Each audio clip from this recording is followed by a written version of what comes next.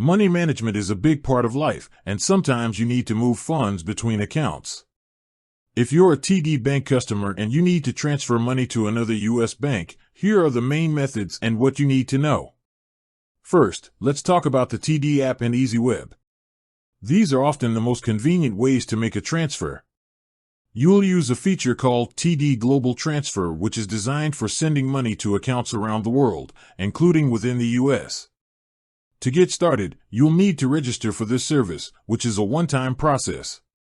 Once you're registered, you can send money directly to a bank account, a Visa card, or even for cash pickup at a Western Union location.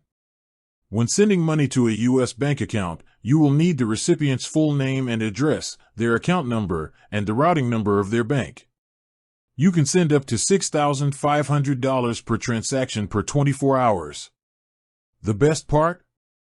There is no TD transfer fee for this service when sending to a U.S. account, but be aware that the other bank might have an incoming wire fee.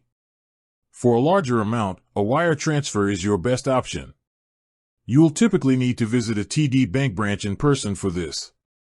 The daily limit for a phone wire transfer can go up to $100,000. For a wire transfer, you'll need the same information as the TD Global Transfer, plus the SWIFT/BIC code for the recipient's bank. TD Bank charges a fee for an outgoing international wire transfer, which is usually around $50. Another option is to use a third-party service like Zelle, which is integrated into the TD Bank app.